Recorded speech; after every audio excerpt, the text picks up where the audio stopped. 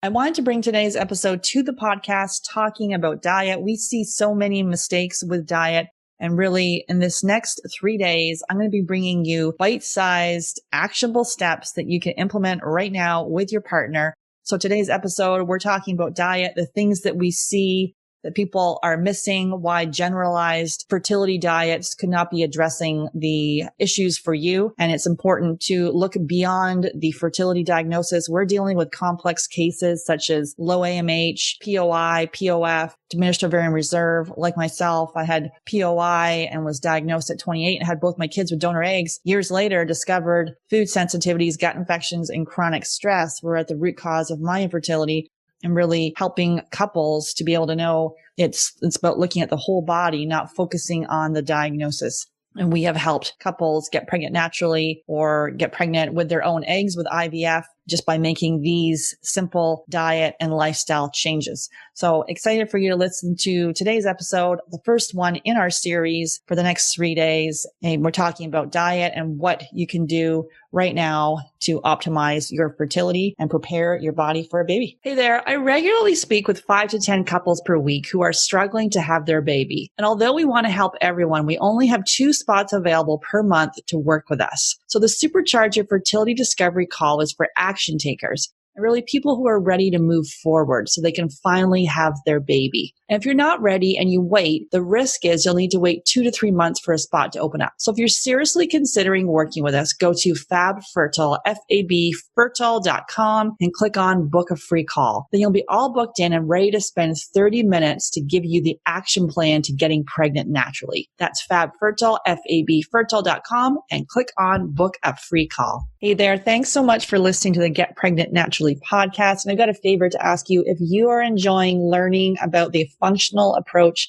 to fertility, consider going to iTunes and rating and reviewing the podcast. This is how it helps the show reach more people that are struggling with infertility, knowing that there's another approach that really can get to the bottom of why it's not working in the first place. So all you need to do is, if you're on the app or the desktop, just go in and consider leaving a 5-star rating and leave a review. And there is step-by-step instructions in the show notes showing you exactly how to do that. So if you can just take a few minutes, just take the few minutes right now. You can pause this recording, come back, leave the review. It would really mean the world to me and help others that are on the fertility journey as well. Take care. One theme that keeps coming up with the couples in our Fab Fertile couples coaching program is sleep. Whether it's insomnia, having a hard time falling asleep, waking up at night, or feeling tired when we wake up, sleep is critical for fertility and hormones. And that's why I'm so excited to have Blue Blocks as our podcast sponsor. So we're exposed to blue and green light from our phones, our tablets, our computers, indoor lights, and more. And this exposure impacts our melatonin production. And melatonin is essential for both female and male fertility. It helps determine the frequency and duration of our cycle and impacts sperm. There's lots of blue light blocking glasses on the market, but the ones from Blue Blocks, they've actually compared other popular brands, and Blue Blocks block 100% of blue and green light, while other brands fall short. So I have their sleep glasses. They have red lenses, and the ones I have are a little translucent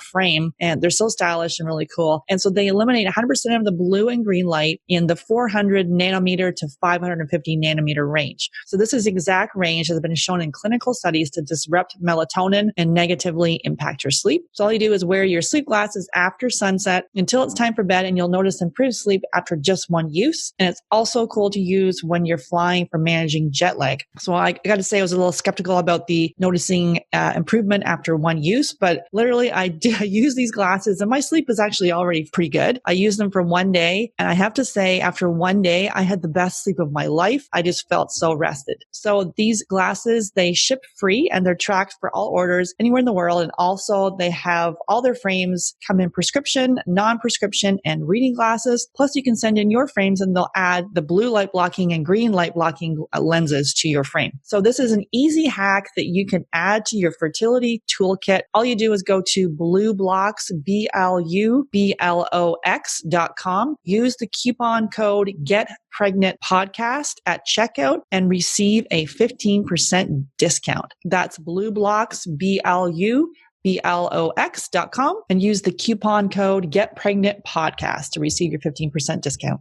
I didn't need to go to donor eggs. Obviously, I don't regret it. I have beautiful children. I could have done things differently, restored. I was still cycling back in my 20s. I could have looked at my health, the environmental toxins, the stress I was under. Many, many women are being told their eggs are too old. That's often merely an assumption that's not based on actual evidence. The reason being that there is no direct test of egg quality. You can't test egg quality. It's the man who's got a food sensitivity or he has a zinc deficiency. Like there can be a root cause to these symptoms that are, quote unquote, period problems, that the doctor will pass you a pill without any question of why. And some part of you knows that if you can reframe your journey from not want to struggle, or if it is struggle, learn how to embrace the struggle. Learn how to embrace it. Most conditions in the child occur during the 9 months of development. It's the genetic switches are turned on or turned off, and they're pre-programmed. So you are in such a powerful, amazing position to do amazing things for your kids. Why is IVF the first step? Because we believe it should be the last step. Welcome to Get Pregnant Naturally, where functional medicine and natural fertility solutions will help you get pregnant and have your baby. Hey there, I'm Sarah Clark, founder of Fab Fertile and your host. I believe the functional approach is the first step for anyone struggling with infertility, and my aim is to help you get pregnant naturally. Today, I'm welcoming Justine Altman back to the podcast, and we're digging into how diet impacts fertility. So this is a special episode, and it is all about action. So we see so many people getting the diet piece wrong. Really, if your body is under attack by what you place on your fork every day, it wants to survive, not procreate. So I want you to listen carefully, pick one action item that you can implement today with your partner. So Justine's part of my team here at Fab Fertile. She's an integral part of our couples coaching program, which uses functional lab testing, diet, and lifestyle changes to dramatically improve conception. So if you are struggling with infertility, your body is desperately trying to tell you something. And focusing on your health will either help you get pregnant naturally, or if you do need to go to the fertility clinic, it will improve your chances of success. So Justine is a functional diagnostic nutrition practitioner, and she was diagnosed with PCOS and struggled with infertility. She had her first baby with fertility treatments, but after taking a functional approach, she was able to conceive her second child naturally. And as always, thanks so much for listening. I'm so thankful that you're here. Make sure you hit subscribe. And if you know someone else who is on the fertility journey, please share this podcast with them. Hey, Justine, excited to have you back on the podcast. Hey, Sarah, thanks so much for having me. Awesome. Today we're digging into, I think it's both of our favorite topics, food or diet. So we're going to be giving you some actionable steps today, really things you can start right now with your partner. Number one thing, and I was just talking about this on a call with one of our clients, drinking water. And I'll have Justine go into this, but basically having 50 to 75% of your body weight daily in water, and you want to make sure it's filtered. Do you want to talk a little bit about that, Justine? Yeah. So, we know that there are different qualities of water, right? And so there are different kinds of filters and, of course, just regular tap water. And tap water in almost every place has got a lot of in it, right? The chlorine and the fluoride and things like that, things that we know that cause issues with the body. So as much as possible, we want to be drinking good, high quality water through a good filter, something like a Berkey filter or Aquasana or Pure Effects, one of those really good quality filters that filters out all of the junk. And just making sure that we're getting enough water throughout the day. And I usually encourage people to drink as much water as they can early in the day so that you're not getting, to the evening time and faced with having to drink a lot of water still, because of course then that would disrupt our sleep cycle. But just making sure that we get enough, and that can that alone can have a really big impact on how people are feeling. Yeah, absolutely. I used to basically have water, and I thought it was great to only pee once a day. Turns out not such a great idea.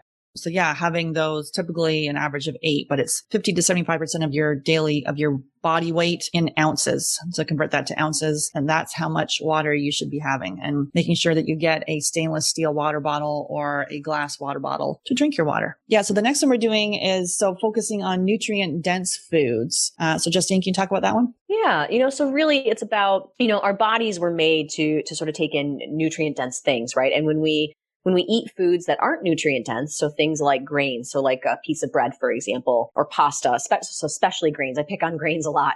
But grains are very nutrient weak, right? They don't have a super high amount of vitamins and minerals in them. And for that reason, they're sort of nutrient weak. And so they serve as belly filler, right? They fill our belly, but they don't actually give our body all of the resources it needs. So, our bodies need so much calcium per day and so much magnesium per day and so much potassium per day and so on. And the body just can't get that if our meals are sort of focused on these nutrient weak foods. And so ultimately the body then just sort of has to decide, like, if I don't have enough resources to use, enough vitamins and minerals to power all the things the body needs to do, then the body sort of has to decide what areas of the body get enough resources to still operate, like the heart and the lungs, for example, and what areas of the body sort of, get the short end of the stick, basically. So things like the immune system and the digestive system and the reproductive system, because those systems don't matter as much in the moment, right? So if your heart doesn't get all the resources it needs to keep pumping, of course, we know what the outcome is there, as opposed to if your digestive system or your reproductive system doesn't get 100% of the resources it needs, you can still survive that. And so it's really important that, we're limited to somewhere between like 1,000 and 2,500 calories in a day, depending on your body size. But it's really important that those calories be filled with nutrient dense foods rather than foods that are just sort of belly filler. Absolutely. And when I switched over to gluten-free, I went into a gluten-free junk zone, and then I kind of moved away from that, doing dairy and gluten-free. And then I also had a whole love affair with rice. And it was like, I had my white rice because, I'd read that brown rice is, harder on the gut, and I was having gut issues at the time. So I was doing white rice and, getting all these carbs and then the blood sugar and wondering why I was always hangry. So definitely, we recommend to go sort of more with the lean meats and then the veggies and limited the starches. Can you talk about your dinner you had last night? Yeah. Eating nutrient dense doesn't have to be fancy. And I've got a couple of young kids, right? And so it makes for not fancy dinners around our household. So last night on my plate was just a small amount of Costco chicken. So literally just bought out of the freezer section. I buy the dark meat because it tends to be cheaper than the breasts, really. So I'm wholesale chicken, but of course the organic version, right? And so I buy the highest quality that I can. And it matters because the omega-3s, for example, in organic chicken are very high. And the omega-3s in a non-organic chicken, a conventional grocery store chicken, is really low. And so it's like not even the same animal. If the animal was raised in a conventional way versus an animal that was allowed to sort of roam on a pasture and fed organic feed and things like that. So again, doesn't have to be fancy. Not everything has to come from Whole Foods or anything like that. So it was Costco chicken with a small serving of Brussels sprouts that we cooked in bacon grease. And I'm here to tell you that if the bacon came from healthy pigs, then that's actually a good thing for you. Bacon grease is actually healthy for you. So we're planting our flag in the ground here on this one. Healthy fats. And a small amount of mashed potatoes. And to be honest, that was the smallest thing on my plate because I have had blood sugar issues in the past, just like you, Sarah. I've overdone it with carbs, for my lifetime, basically. I've eaten all the carbs my body needs for a lifetime. And so I tend to focus on the chicken and the non-starchy vegetables, the things that don't raise my blood sugar. And then mashed potatoes was the third thing we happened to have. So I did have a small amount of that because they're delicious, right? Especially with butter and sea salt on top. And that's what I did put on top of everything. So butter's not ideal for everyone. If you have a reaction to dairy, then butter's not necessarily ideal for you. I do okay with butter myself. And we're talking real butter, so not margarine, but real, butter made from cows who were free to roam on a pasture. And that's it, and we don't need small portions and it doesn't need to be fancy. It's just a couple of things that are really high in nutrients, essentially. Yeah, and keeping you satiated. It's not about starvation for sure. And basically when we start couples off in our couples coaching program, we start both partners off with the elimination diet. Definitely go back and check out how and why to do an elimination diet if you're trying to conceive. And basically this is taking out the top allergens, which are dairy, gluten, soy, corn, peanuts, and eggs, and processed sugar, taking that out of your diet for 10 days and then systematically reintroducing that. So if you're listening to this right now, you can still do this before the holiday season begins. So start with your partner, go to that episode, tells you exactly how to do it and really why it's so important to reduce inflammation in your body. Because if you've got something, a favorite food that's coming in every day, if it's dairy or cheese, or maybe it's bread, and it's causing inflammation in your body wants to survive, not procreate. Anything you wanted to add about that, Justine? Yeah. So, it's like you said, it's this constant stress, right? So if we've got the inflammation coming in every day and especially, right, if wheat is a big part of your diet, at every meal, right? So say you're having cereal for breakfast and we're having a sandwich for lunch, and we're having some pasta for dinner, then you're getting wheat nonstop. And presumably it's, if you're having snacks, it's in your snacks as well. So, and it's really hard to avoid if you're not specifically being conscious about it, right? Because gluten is just in so many things because it's such a cheap commodity, essentially. That's why it's in everything, is because it's so inexpensive to produce. But it causes so much inflammation for people. And when that happens, it's just this constant stress on the body, and the body's constantly having to react, having to dedicate resources, in the foods that you just ate, the nutrients that you just gleaned from those foods, dedicate all of its resources just to trying to reduce, just trying to manage that inflammation. Instead of, again, it's about, resource division. Instead of giving those resources to your reproductive system or any other part of your system, that doesn't matter if you can't sort of survive the level of inflammation that's being caused by consuming the wheat or the dairy or any other food that you have a sensitivity to, for that matter. Yeah. And as you know, that we're dealing with female factor infertility, typically with premature ovarian insufficiency, failure, diminished ovarian reserve, and low AMH. But it's still equally important for your partner to make these changes with you, because you eating this diet that's, there is some restrictions to it, but it's not about starvation. And he's over there, having a big bun or, a bowl of ice cream, that makes it difficult for the two of you to eat together. So it's important to do this elimination diet together. We highly recommend that. Obviously, if you're single, then doing that with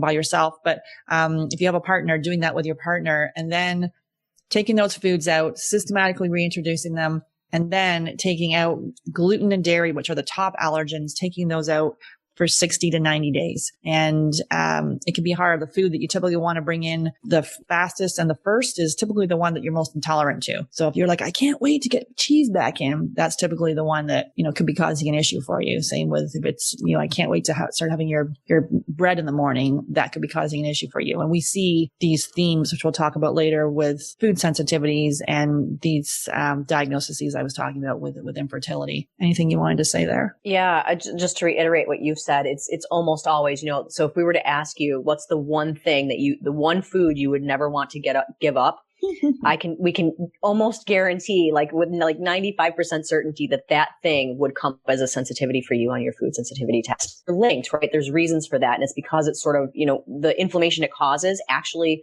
causes the body to go under some stress, right? And the stress actually has this sort of chain reaction, and it creates these, it's sort of this hormone storm that happens. But one of the things that happen is we sort of get this minuscule, not even detectable high from it. And it's because of the inflammation that's been caused. And so it's this goofy thing. It's, the rats trying to press the bar to get another, or what the study was, but basically trying to get that dopamine hit. And that's what some of those inflammatory foods do for us. But the other thing is, we constantly see these sensitivities come up. And when we eliminate them, and we eliminate with the elimination diet, the foods that we know tend to be inflammatory for most people, we just see, Sarah, you could probably talk for days and days about it. We just see tremendous results in a really short amount of time. Absolutely. Yeah. It just is like the fast forward button. And it can suck, but really in the grand scheme of things, most people that come to see us, it's not a sick population.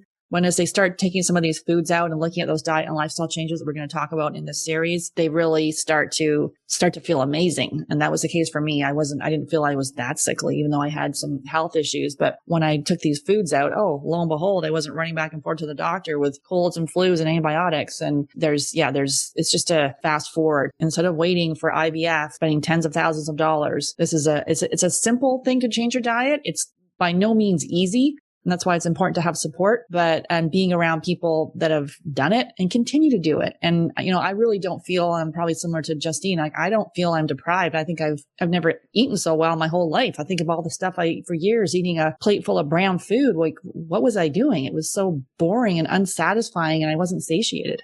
Absolutely. Yeah. Yeah. So for me, it was a long process. It was hard. It was very hard. And like you said, I love how you said it, Sarah. It's simple, but not necessarily easy. Right? It's so simple. It goes back to all the simple foods.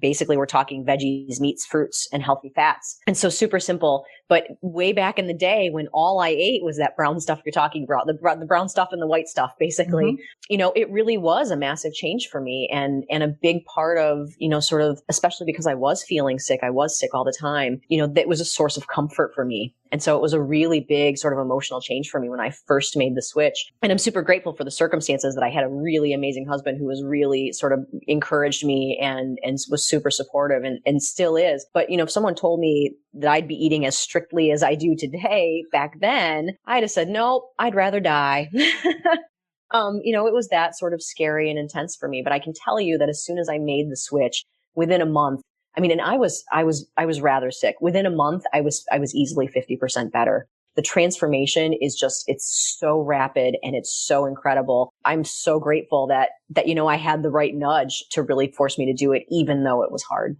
Absolutely. And if you're listening to this right now, this is your nudge. Let's talk about grain-free. This is one of Justine's favorite topics. Yeah. So I always encourage people to go grain-free. And like I said earlier, it's this situation where the grains in general, they're just nutrient weak. And so they tend to fill our bellies, but they really don't give us very much to work with, and 99% of every unit of fuel our body has to power everything, whether it's our muscles to walk or our lips to speak right now, or any of our organs that are continuously doing all of their work without us telling them to do it.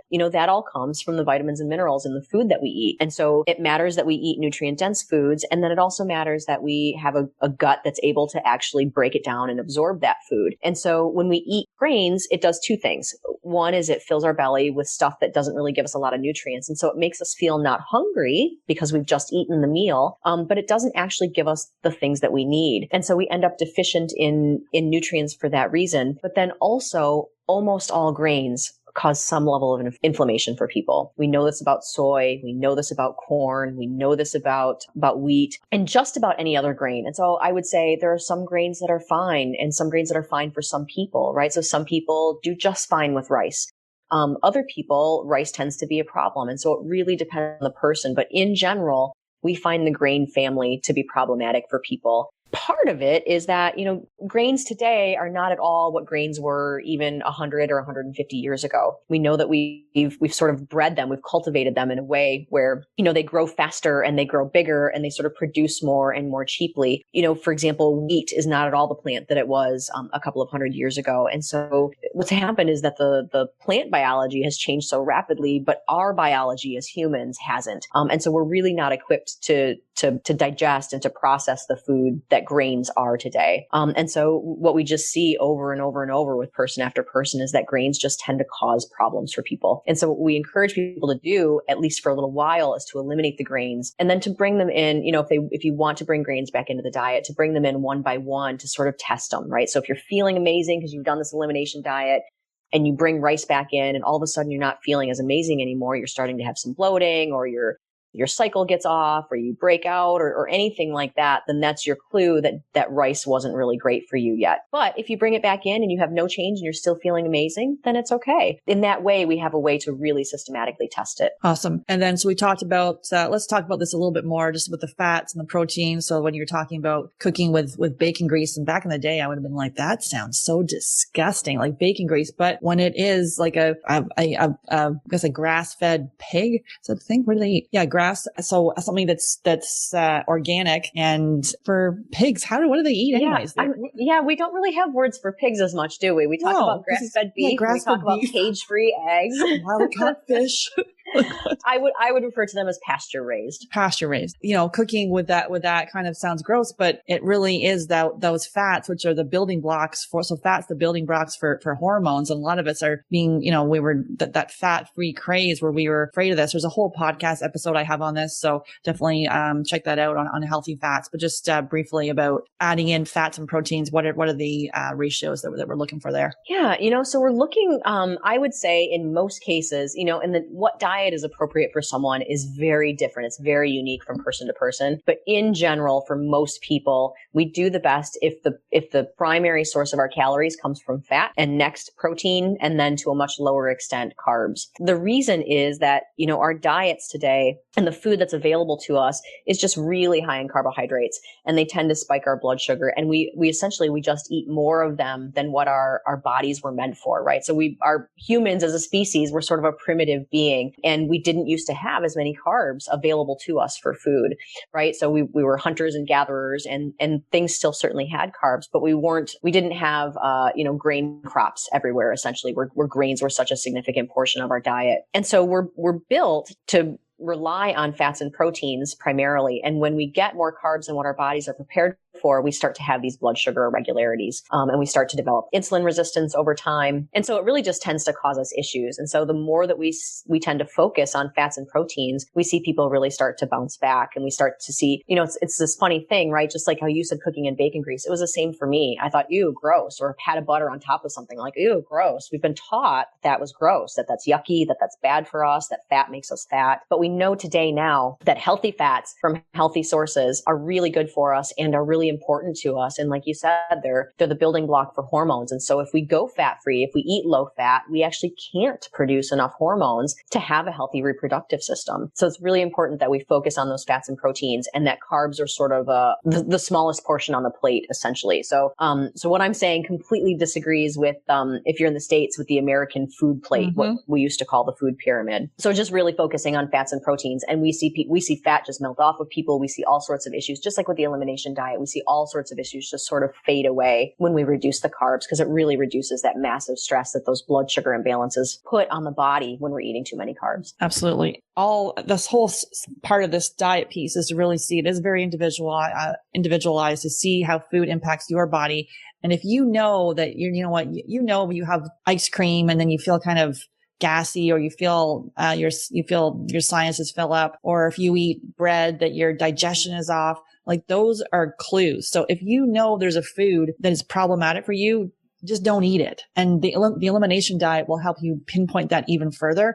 But a lot of us know there's certain foods, and then we continue to eat them, which is causing inflammation in your body. So that is a huge clue. And then definitely when we were talking before about some of the themes that we see with low AMH, diminished ovarian reserve, and POI, or premature ovarian insufficiency, is a theme of non-celiac gluten sensitivity. We are doing food sensitivity testing. There's no perfect food sensitivity test. The elimination diet is the gold standard, but we want to tweak this even further to see exactly if there's foods you're eating right now that we can take out to really fast track this. And when we're doing the testing, we regularly see gluten off the chart. Did you want to just talk about that briefly? Yeah, so gluten is just about everywhere, right? Like we talked about. Like I would say if you're not intentionally avoiding gluten, you're easily having it 5 to 6 times a day. And we as humans weren't meant to have the same foods day after day after day after day. And so for the most part, we all overdo it with gluten, at least at least here in North America, we tend to. So it's in our diet a lot. And I have to say, with the clients that we work with, which again, we tend to work with people that are the low AMH and the diminished ovarian reserve. I would say, Sarah, I don't know what, 95% at least come back with some level of gluten sensitivity. Mm-hmm. Yeah. So it's this sort of chicken or the egg thing, right? We don't know if the gluten sensitivity was a major factor in the reproductive issues, and the challenges getting pregnant, or if it's something else entirely, right? So we don't know the direction of causation, but what we can tell you is that this gluten sensitivity, if you have a sensitivity and you're eating gluten, that it's constantly causing this level of stress on the body. And your body's constantly working to take care of that inflammation. And it really just can't put its attention. It can't put resources into the reproductive system or any of the other systems until it's sort of addressed whatever issue eating that gluten has caused in the moment. So it's just super important for us to find out that information and then to do the right thing, right? To take care of ourselves, to really serve ourselves by avoiding the things that we know cause problems. And like you said, Sarah, if people are out there and you know that something makes you bloated, you know that something makes you congested, I'm here to tell you that absolutely, you do not need a food sensitivity test to tell you whether or not you have sensitivity to that food. If you have a reaction, whether it's a breakout, whether it's mouth sweats or itchiness, or it makes your eyes itchy, or you get the redness around your sinuses, or you get the sinus pressure, or you get drainage, or you get, any of those things, the diarrhea, any of it, all of those things are very clear signs. Without a doubt, we don't need a test to tell you that you have a sensitivity to that food and you shouldn't be eating it. And it's not just about the discomfort it causes in the moment. It's about this cascade of events that's happening with your body, in your immune system, for your body to try to mitigate the inflammation that's just happened from the food that you ate that your body doesn't like. Absolutely. So what you place on your fork every day does matter for your health and your fertility. So we'll see you on the next episode. Excellent. Thank you, Sarah. This episode is all about you taking action. So pick one thing from the list that we just talked about and implement that today with your partner. And I wanted to share a success story with you that we have. So we got someone that came into our program and she actually said, she joked to us that, I'd make a great case study. So she was 35 years old. She had 3 failed IVFs, 2 failed IUIs. Her AMH was at 0.09. She was ovulating every month. She'd had 15 years of hormonal birth control. She traveled a lot. Her hormones her TSH was normal. She had a short luteal phase. Her digestion was off. She had constipation and loose stools, and she was very active, doing a lot of running. Her partner, his sperm analysis was fine. He had digestive issues, so loose stools, and his mood, he was dealing with anxiety for years. So as part of our Fab Fertile method, we include functional testing, and then we help you make those very targeted and personalized diet and lifestyle changes. So started off by doing the testing. We discovered for her that she had multiple food sensitivities. She had a lot of gut infections, so parasites, bacterial overgrowth. She also had, as we talked about, the short luteal phase. So we were able to optimize that. And because of the stress, her cortisol pattern was off. So with our program, we were able to optimize all of those issues by using our testing and then making those targeted diet and lifestyle changes. And then also her partner discovered he had food sensitivities as well. He improved his digestion, improved his mood. And then within 4 months into our program, she was pregnant naturally. So we deal with really typically complex cases that conventional medicine or IVF, which is, to me, a lot of people, it's really not someone's first choice, but it's kind of when you feel like you've tried it all, you then go to IVF. But if you haven't looked at a functional side of things, it's not taking that targeted action plan and really being able to optimize your body for success. So we do deal with more complex cases. And so our Fab Fertile method includes the functional testing, like we're talking about. So we're looking at food sensitivity testing, hormone testing, using urine, hair, tissue mineral analysis testing, and stool testing, looking at the DNA of your stool. And we're also doing a blood chem review for both you and your partner, not to diagnose, but to educate. And all of this testing is a foundation for the program. And really with that, we look at the testing. We're looking at your blood chemistry review, again, not to diagnose, but to educate. And then looking at your health history. And all of this tells a story. And we're looking to see what are those missed healing opportunities. So like that case study above, we see that, that there's digestive issues, there's high stress, there's the food sensitivities that, she didn't know that she had. She was on birth control for years, and we see that, which then predisposes you to food sensitivities and gut infections and mineral imbalance. And so then we also, what makes our program different is we include coaching. So we really do believe, and so the testing is only the beginning. You get the testing, and then it's when the rubber hits the road. You need to then start making changes and be able to tweak this along the way. I think a lot of people, mistakes we see is if they're trying to do the testing by themselves and then they're not able to problem solve and troubleshoot this themselves, because self-diagnosing and self-prescribing, that never works. And so really having someone to be able to look at your case and kind of see, where are you getting in your own way. So we include coaching as part of the program, and that really helps us fast track your success. Like the case study we're just talking about, that years and years of trying and then being able to put everything together in a targeted manner. So at the end of our program, you'll either be happily pregnant, or if you do need to go to the fertility clinic, you'll have dramatically improved your success because you've optimized your health. You've addressed those missed healing opportunities that you may kind of know a few of them, but as we dig into the testing, we look at the whole thing, we're able to identify and then take that targeted action plan. So we specialize in tough cases like low AMH, premature ovarian insufficiency or failure, diminished ovarian reserve. So it is almost 2021. Yeah, 2020 has been a little bit of a wild one. But if you are here right now, I know you're planning to have your baby in 2021. So it is time to take action. And really today we've talked about some strategies for looking at diet, but really taking that very personalized approach to diet, looking at your whole body. And really it's not about focusing solely on the infertility diagnosis. It's looking at the whole thing. So if you're ready to take a targeted, customized, functional approach to your fertility, all you need to do is go to Fab Fertile, F-A-B Fertile, click on the book a free call, and we can chat. And this call is for you and your partner. Space is very limited. We've got 2 spots available right now to work with you in December. So if that is feeling right for you and you are ready to get to the bottom of why this is not working, you can click on the show notes to book a free call or go to Fab Fertile, book your free call. So excited to chat with you. Melatonin is important for female fertility. It helps regulate hormones and maintain the body's circadian rhythms. Plus, it helps determine the frequency and duration of the menstrual cycle. Plus, it impacts sperm count and motility. Blue and green light negatively impact our melatonin production. That's why we recommend Blue Blocks, blue and green light sleep glasses to all our one-to-one clients. Simply go to Blue Blocks, BLUBLOX.com, and use the coupon code GetPregnantPodcast at checkout to receive your 15% discount. That's Blue Blocks, BLUBLOX.com, and use the coupon code GetPregnantPodcast. Hey there, I regularly speak with 5 to 10 couples per week who are struggling to have their baby. And although we want to help everyone, we only have 2 spots available per month to work with us. So the Supercharge Your Fertility Discovery call is for action takers, really people who are ready to move forward so they can finally have their baby. And if you're not ready and you wait, the risk is you'll need to wait 2 to 3 months for a spot to open up. So if you're seriously considering working with us, go to Fab Fertile, FABfertile.com, and click on Book a Free Call. Then you'll be all booked in and ready to spend 30 minutes to give you the action plan to getting pregnant naturally. That's Fab Fertile, FABfertile.com, and click on Book a Free Call. I'm excited to offer you a special gift. If you are a U.S. resident, text Fertile, Fertile, to 55444. You'll be prompted to enter your email address and you'll receive our Fertility Yoga download. In this 20-minute intro video, we focus on a calming and peaceful practice to connect back to our heart.